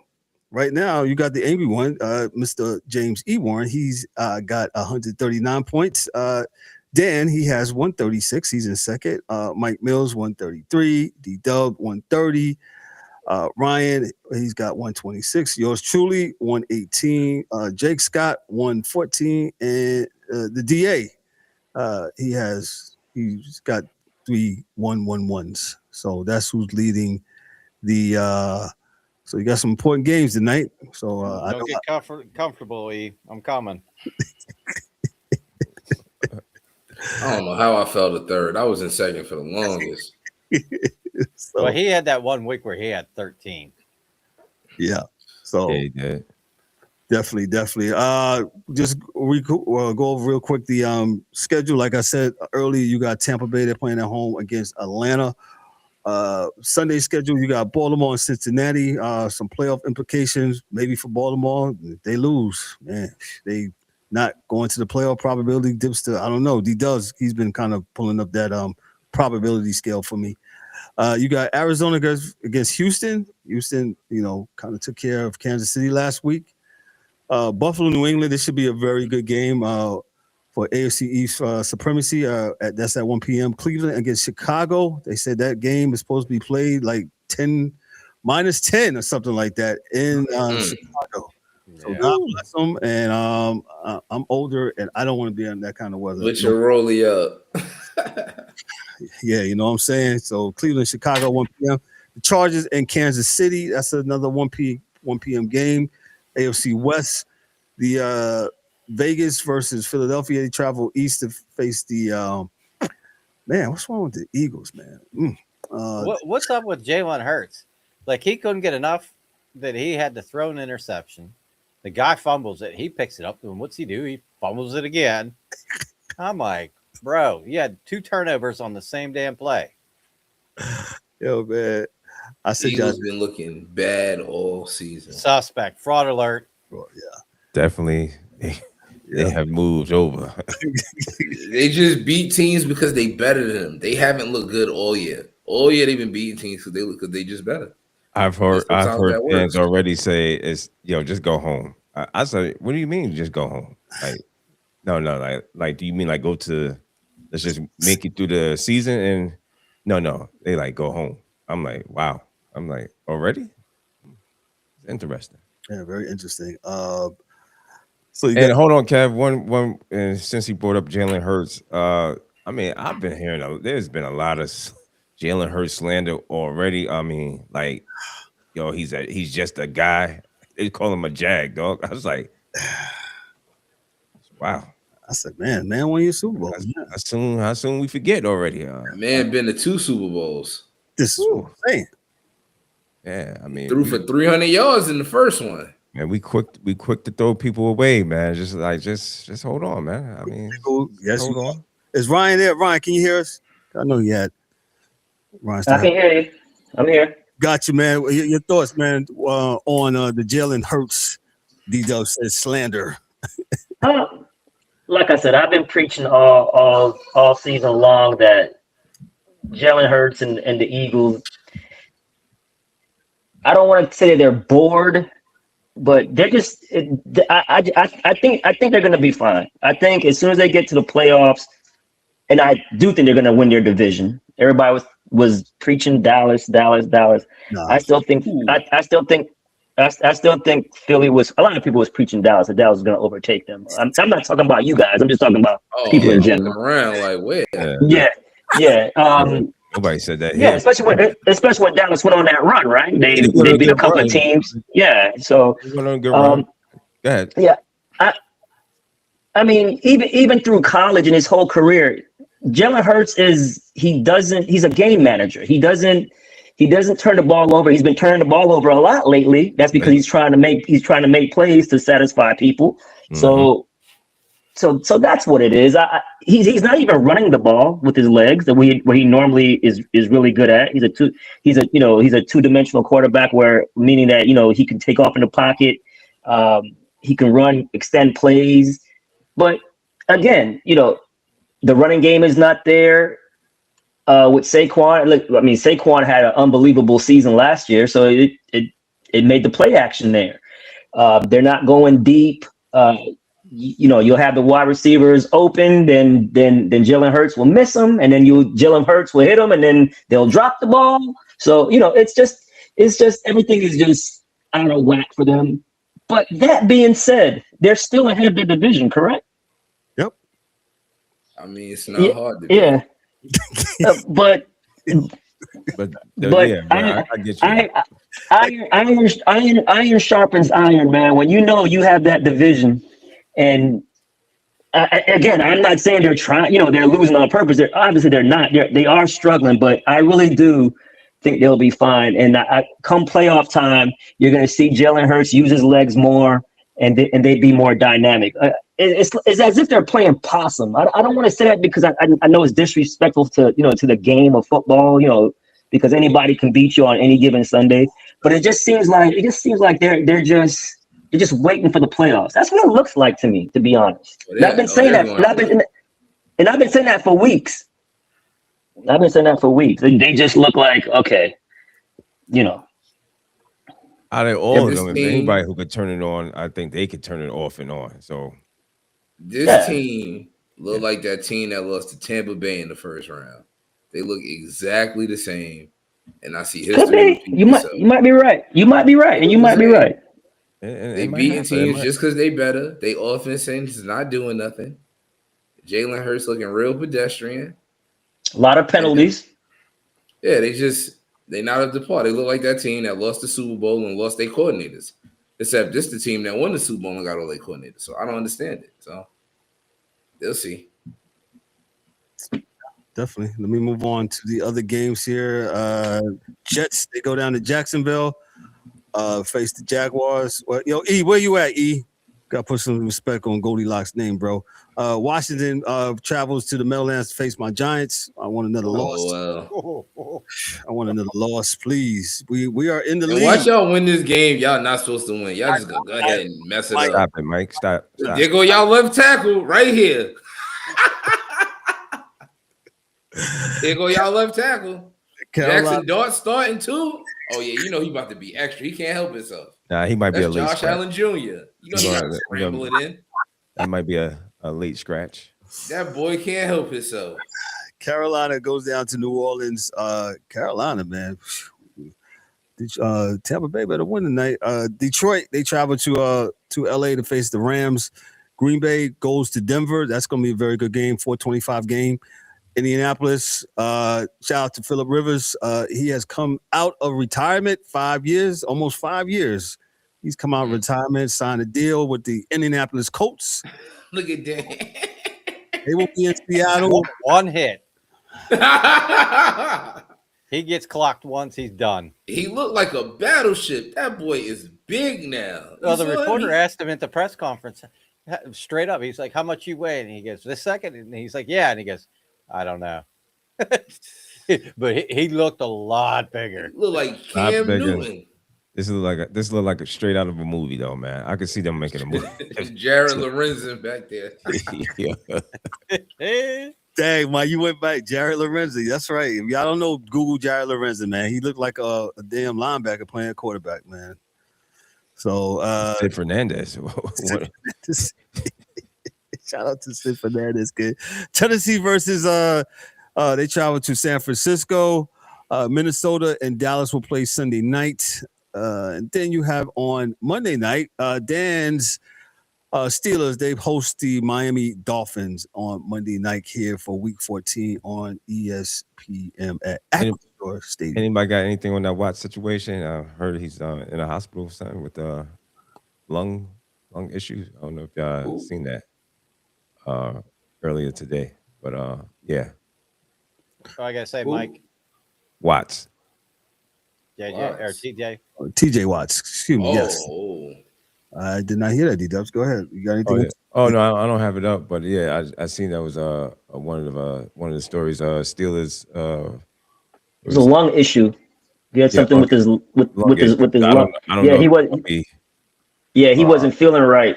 It was a procedure, something that at their facility, and he wasn't feeling right. Something to that effect. And but they checked him out. Everything seems to be clear, but he's they don't know if he's gonna play though. Yeah, they're doing an evaluation right now. He's in a local hospital. So Mike, I just want to say that was a touchdown. I'll keep it a buck. That was absolutely a touchdown by Likely. I know that's the second time the refs robbed us like that.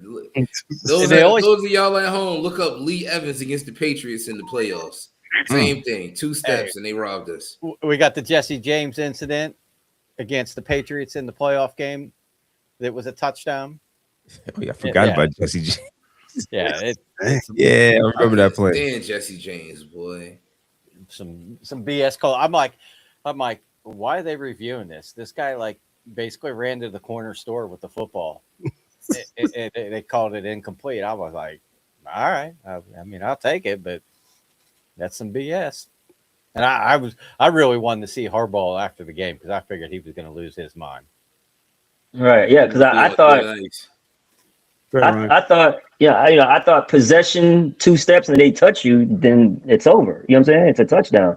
So I didn't understand when they said, okay, he still has to complete the catch in the end zone, even though he took the 2 steps. And after he takes the 2 steps, then he has to make a move. I'm like, what was the 1 and 2 steps for? That wasn't a move. It's the same thing they did to Calvin. They did that to Calvin Johnson. The same Calvin thing. Johnson. And he Belly flop, how many more steps slam. how many more steps you going to take when you at the end of the end zone? I mean, you took the necessary just to stay in. So I mean, how much more? It's the weirdest thing, man. Like you can have the ball in your hand. Yeah. and just throw it out of your hand as soon as you get in the end zone. And that's not a fumble. But if you catch the ball, you got to do like the tango and the cha-cha before it's a touchdown. I'm like, what the hell are we doing? Yeah, well, I think with that point you made, I think they're saying that you already have possession. So if you cross the end zone, you've already had possession. Yeah, but he took 2 steps with it. So I agree with you. Yeah, there's a running back to take 2 steps into the end zone before he can drop it. I mean, it makes no sense. Yeah, it makes no sense. It's stupid. I mean, if it's a bang bang play, you know, he catch the ball and you get hit and dislodge it, I can understand that. But that didn't happen. Yeah, I can see if the ball's moving. Yeah, I can understand that. But he had that. Yeah, exactly. But if you catch it and you in the end zone, it should be a touchdown. But nonetheless, that's again organized chaos. Well, what do I know? Pittsburgh, Miami, we got that. So, all right. So the NFL, like I said, and the Thursday night game is going on. Let's move on really quickly. Excuse me. Dan or Ryan, both of you guys, anything going on in the front with the WNBA with this CBA? I'll start with Ryan first. There's nothing going on. Same thing that we discussed on Saturday. Really nothing going on. They're just pushing back the deadlines and stuff. There's going to be some key free agents when the new season starts. The schedule of the season starts. So there'll be some key free agents out there. So there might be some movement, but nothing really to report on, bro. It's just been the same thing. Got you. That's right. We was on Saturday. Unless Dan had something that he wanted to talk about. Yeah. Yeah, I was gonna say there's nothing gonna happen until after the first of the year. Like I don't suspect that they're gonna be talking over Christmas or New Year's. They extended it, 40 days or whatever, and they probably. I would be surprised if they get anything done before, the first of the year. Thank you, sir. Appreciate that. All right, Ryan, the NBA, what we got going on with the NBA? We got the NBA. We have the Emirates NBA Cup. They just played the quarterfinals on Tuesday and Wednesday, and it was a bunch of dud games. Thunder just demolished the Suns. They're up, like 138 to 89. Their starters didn't even play in the fourth quarter. The Spurs without Wemby hasn't played in like the last 12 games, and they're right there, man. They're competing, beating teams and playing well, and they beat the Lakers, who was full strength, 132 to 119 without Wemby. They got a rookie Harper back, so they're playing well. Fox is getting his legs back, so they're looking good. You guys' Knicks. Yeah, right. Yeah, and you have your Knicks, who just romped the Raptors, and it was in Toronto, so that was a good win by the Knicks. The Knicks, they're fully healthy. I believe OG is back, so they're fully healthy, playing well. And another game, the last game of the quarterfinals that I'm talking about is the Magic and Heat. Now the Heat was up 16-0. Yeah, it was a big time, and shout out to Orlando. And yeah, the Magic just walked them down, man. Just walked them down. Hero couldn't hit a three. But yeah, but to the Heat's credit, they battled back after the Magic took the lead. It was like the 11-point game with like a minute left. And they had a chance to cut it to three, but Hero missed a wide open three. Right. So now on Saturday we're gonna have the semifinals, right, in Vegas. So the 4 teams now are Thunder, Spurs, Magic, Knicks. So we have the first game is going to be on Saturday. It's going to be Saturday in Vegas. So that's going to be the only games going on. Just those 2 games. You'll have the Knicks playing Orlando, New York playing Orlando at 5:30 p.m. Eastern time, and it's on Prime Video. Lord have mercy, Prime Video. And then at 9 o'clock we have the Thunder and Spurs. Now, what I take from these 4 teams, right? We all know the rumors with Giannis. He wants to go to New York. And I think that's the only team he really wants to go to is New York, right? I really hope that the Thunder beat the Spurs and the Knicks beat the Magic, because it's going to be a litmus test for the Knicks to see, hey, the Thunder are clicking on all cylinders. How do we stack up? How do we stack up against them in a meaningful game? You know what I'm saying? I mean, everybody can say whatever they want about the NBA Cup. This is a meaningful game. All these teams want to win it. So, man, it's $500,000 on the line, right, man. I'm not. Yeah, I mean, yeah, right. Listen. There's one thing about rich people. They like money. They like more money. I always say that. But I want to see how the Knicks, right, stack up with the Thunder. That's why I'm hoping it's Knicks and Thunder, because if the Knicks compete, right, and they're right there in the fourth quarter, or even if they even win, that's going to tell them like, hey, we just beat OKC. We have enough. We don't need to go and get Giannis. But if they get demolished, what the Thunder's doing to every team, maybe they say, hey, we're not on their level per se. And again, not counting injuries and all that stuff, because everybody knows injuries plays a big part of who wins the championship. We all know that. But how do they stack up, right, in this game? And I'm hoping, but that Knicks Magic game is going to be a war, because the last game they played, we saw what my man did the OG throwing the ball at his head. Bane, yeah. He's an idiot, man. Bane's been doing some crazy stuff, man, over the years. The last couple of weeks. Yeah. So matchup, man. Do the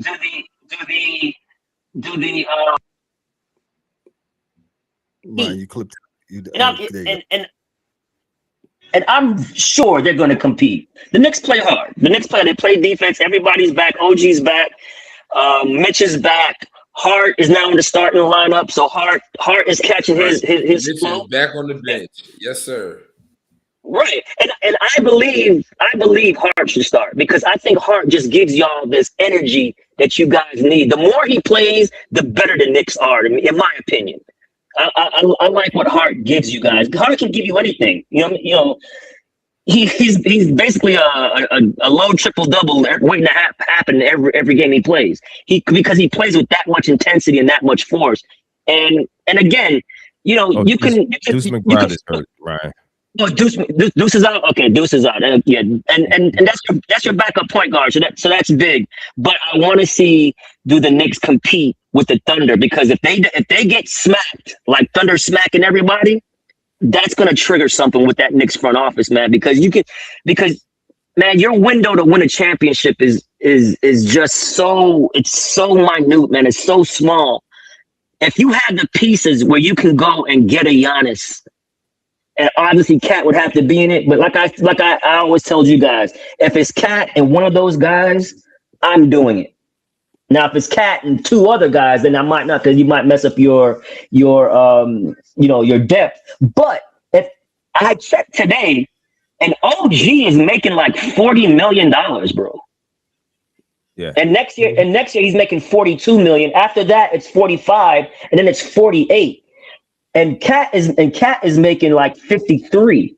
So So if you trade, say, Cat and OG and still kept Bridges and Hart with Brunson, and you get Giannis, you also can get back a Bobby Portis or a Kuzma within the deal, because now the money works because OG makes so much money. I didn't know OG was making that much money. I would do it. I would do it in a heartbeat, man. And I really think that makes you, if you guys sign Giannis and you only giving up 2 of those pieces, I think you guys are instant title contenders. And you're title contenders now, but I think even more. So with that being said, are you saying, so if a blowout, go ahead and make a deal. If they keep it close and the game is close and still lose, do you still make the deal?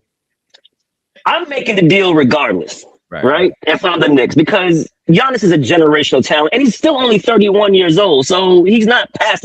He still is going to have 4 or 5 more years left with Brunson, with Bridges, and not for nothing, man.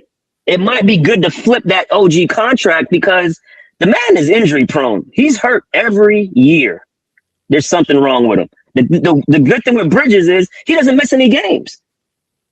He's an Iron Man. So I would, if it's Cat and OG and with any combination, Cat and OG for Giannis and say a Bobby Portis or Giannis and a Kuzma, I would do it because I mean you're getting a generational talent, man, and one of the all-time greats, still at 31 years old, in my opinion.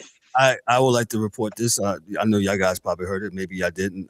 They said on yesterday, Giannis looks like he's going to be buying a $14 million, 28-unit residential building at 111 Clarkson Avenue in Prospect, Lefferts Gardens, neighbor of Brooklyn. I know that neighborhood very well.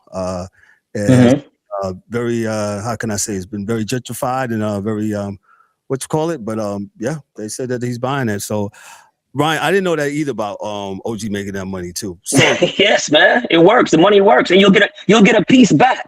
If it was you just getting Cat and you're giving up 3 people just to get Giannis, no, but you can get a Kuzma or a Portis with Giannis. That to me is a no-brainer. It's a no-brainer. Listen, shout out to OKC too. So they're 24-1, and they are just going out there and continue to just play hard and just what they did to what's his name the other night, man. I say, God, dog, man. I say, man, they didn't let up at all. Like you said, they rested all of their people in the 4th quarter, and it's still.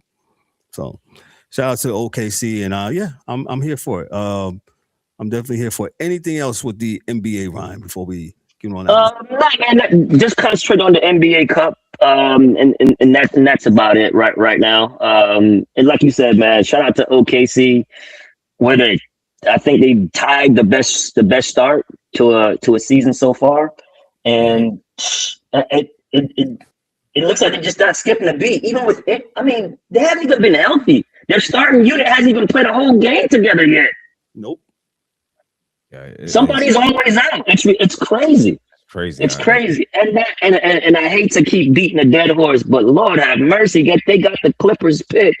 So now, man, if they get a top 3 pick, man, they're getting oh my God. You put a Boozer or AJ in there, or oh my goodness. I mean, it's scary times, man. It's scary times, but man, we'll see. Just to think about it, man. You know, if you any one of these teams that thought you had a chance to get to the NBA Finals, and you get there and you look at that team across the way, and you look at the way they're playing, man. I mean, 24-1 is like, geez. I mean, what do you know what I'm saying? It's like, well, we thought we had a chance to, but this team is playing like lights out. Right, but listen, you still got to play the games, because if you can get to a conference championship, and get to the finals, you have a shot, because we know injuries play a huge part. Now, mind you, this same team went to Game 7 against a battered Denver team last year, right? Went to Game 7. They went to Game 7 in the finals against Indiana, and Indiana was up 7, up 10. Until Halliburton got hurt and ruptured his Achilles. So So we might be crowning them too soon as like a dynasty. I get that, but we'll see, man. Like I think there's some. I think there's some team that's going to give them problems. I think Denver's going to give them problems. I think Houston's going to give them problems. Remember, Houston took them to double overtime and should have won the game. I think they're going to give them problems. I think the Knicks match up well against them. That's why I'm so eager, man. I hope it's Knicks and Thunder in this NBA Cup because it's not just a regular season game now, right? So it's a legit. Hey, we both want to win this game. So I really want to say I think the Knicks got a good matchup well against them. Something's up with Cleveland, man. I don't know what's wrong with Cleveland. I mean, I'm looking at the standings now, man. Like Cleveland is what? They're I don't know what's wrong with Cleveland. Tell me what's wrong with Cleveland, big dog. Jared Allen is I don't know. You know what? They're 14-11. Garland's in and out of the lineup. Garland and Jared Allen. Them two gotta go. They gotta replace them with something because it's not working. Donovan Mitchell needs to fall. Mitchell and Garland can't play together, right? So then Garland came back from being hurt, and that was even more apparent that they can't play together. And now they're two short guards. And now they're saying Mobley and Afro Man can't play together neither. Yeah, Allen can't play together. Nah, because Allen kind of like Mitchell Robinson. I mean, see, Evan Mobley kind of opened up his game though. He's shooting now. He's passing the ball. Hitting the three. Absolutely. Yeah. So like, they need to just let him be the big and just get a stretch because them two together not working. And again, a lot of their shooters have been hurt. Strus has been out the whole season, and he was a big part of what they did last year in their playoff run. So we'll see. The Atlanta Hawks have finally taken a step back. They started off hot. The Chicago Bulls started off hot. Remember the Bulls started off hot? They're like 9-14. They've lost 7 straight games. It's crazy. And shout out to the Celtics. Yeah. About the Hawks? You ready to have this conversation? Yeah, what's up? About trading Young? Are we ready to trade Trey Young? I won't. They're 14-11. It depends on what you get for him, right? Depends on what you can get for him. So I wouldn't trade him just to trade him and and not get back another star player. Because most of the time when you trade a player like that, you normally get the short end of the stick. But we'll see. I mean, they're right behind. Behind Orlando, so I mean, Yeah.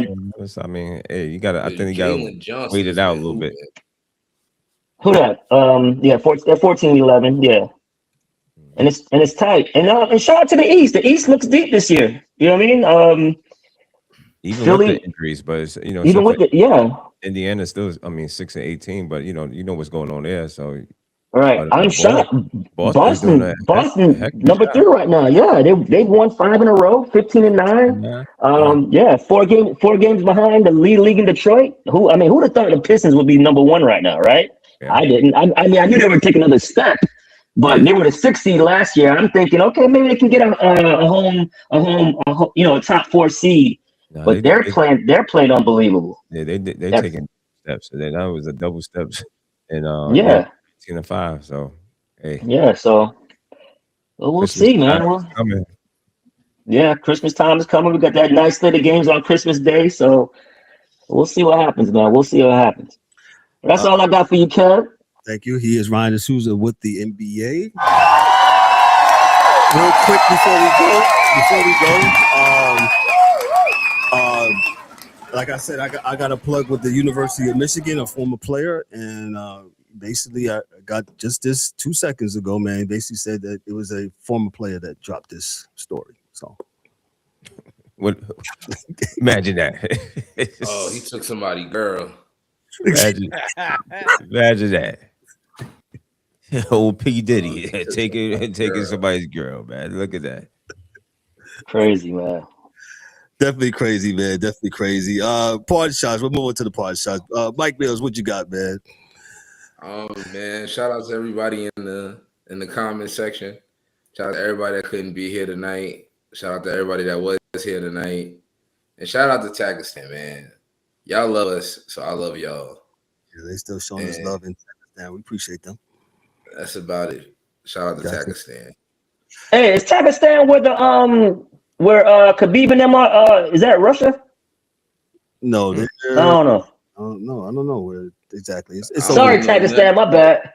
Yeah, I don't know about nobody that ain't supposed to be in Takistan. I just know Takistan love us and we love Takistan. Yeah, even though we don't know where it's at. Yeah. I know it's nowhere on this planet. Yeah. Listen, man, y'all send some tickets. I'll pull up. I'll pop out. Send a ticket. Takistan. It's awesome. Okay. Yo, Dan, what you got for us, sir? Well, I was looking up Takistan. Hold on. Look, Dan will fly out with me. Send the tickets, man. Me and Dan will pull up. Yo, nothing heavy, man. Enjoy the sports. It's winding down, man. This season has NFL college football season has gone really, really fast, man. It's already December. We're almost at the end of December. So I mean, enjoy the sports and we'll see you Monday.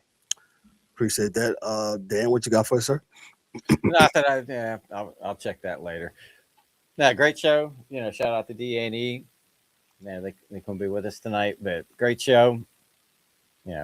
Looking forward to go Knicks. I absolutely want them to win this, whatever it's called.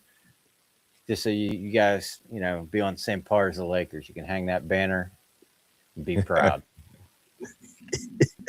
I knew that was going to be something. Thank you, Dan. We appreciate that. Ryan, what you got for us there, Ryan? No, man, just check out, like Dan alluded, check out the NBA Cup games, man, on Saturday at 5:30 p.m. Eastern time. New York. Yeah, that's going to be great games, man. New York versus the Magic. They're looking like they're a rivalry that not a rivalry, but, look like they don't like each other too much. And then you have San Antonio Spurs versus Oklahoma City Thunder. That's the young teams that look like they're not going anywhere.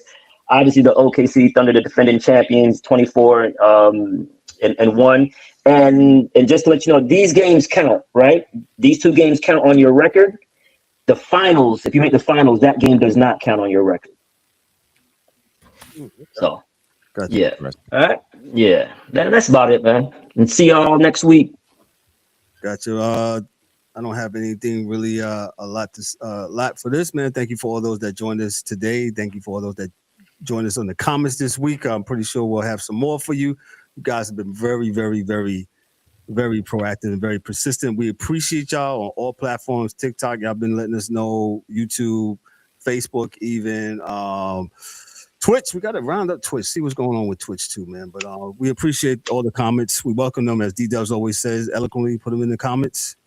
And in the comment section, there you go. Sometimes we'll respond, sometimes we don't. But we love it. If y'all don't like us, tell us y'all don't like us, man. Okay. What'd you say, Mike? If y'all like us, y'all can tell. And as he said, cut off. Somebody didn't like him. Somebody like to cut his ass off. Get your ass up out of here. Mike, you there? Because they cut you off, bro. Is Mike still there? Mike, can you hear us? Man, somebody really took you out. Taxed his mic and his camera. Listen, I'm going to get out of here. I don't know if Mike can still hear us, man, but I'm getting out of here. Thanks for everybody just checking us out. I know we went over for a little bit, man, but I had a lot of sports to cover this today, man. So we appreciate those for coming, man. Hey, shout out to DA and the Angry One. They couldn't be with us tonight, man, but so shout out to the crew. Shout out to all those that, like I said, that is taking and is watching us and listening to us on the podcast side. So we definitely appreciate you all also, man. So listen, on behalf of myself, I'm Kevin L. Warren for the panel. This is the Sports Chasers, man. Y'all be good, be great. Have a great and amazing weekend and enjoy your sports, man. And take care of one another, man. And hey, we'll be back Monday night for the Monday Night Football Blitz. Y'all take care. That's a wrap for today's episode of the Sports Chasers podcast. Don't forget to subscribe on YouTube and your favorite podcast platforms and connect with us on all social media channels for exclusive content and updates. We'd also love for you to join the conversation, share your thoughts, and become part of the Sports Chasers community. And remember to tune in next time for some more real sports talk. Until then, stay